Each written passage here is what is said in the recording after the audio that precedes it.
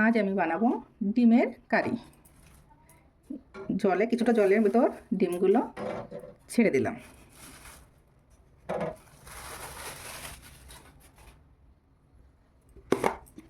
ডিমগুলো ছেড়ে দেওয়ার পরে কিছুটা লবণ দিয়ে দেব।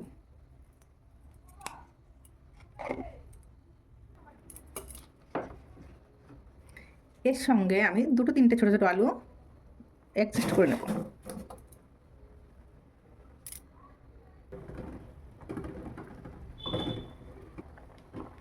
ডিমটা হয়ে গেছে, নামিয়ে দেব। এখন আমি তেল দিয়ে দেব।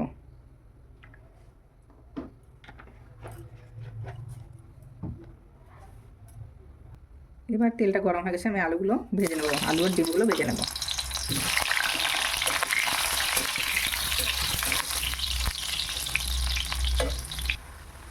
আলুর উপর দিয়ে একটু হলুদ গুঁড়ো দিয়ে দেব।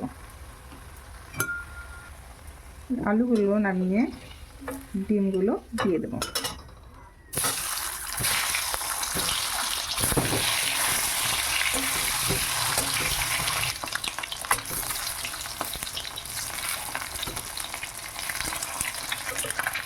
ডিমগুলো ভাজা হয়ে গেছে, এবার নামিয়ে দেবো। এখন আমি জিরে দিয়ে দেবো।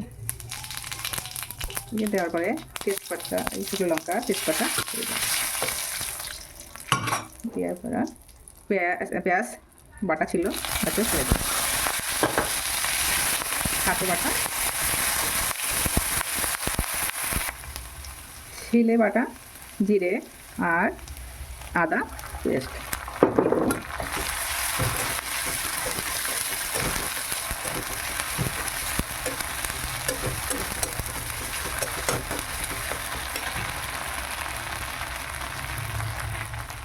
একটু হলুদ পাউডার,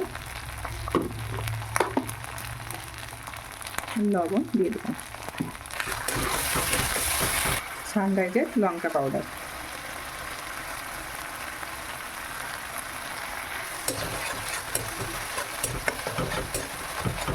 একটু টমেটো পেস্ট করা।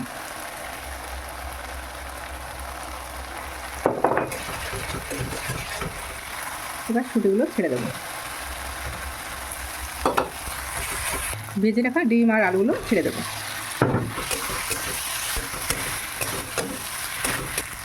এবার জল দিয়ে দেবো।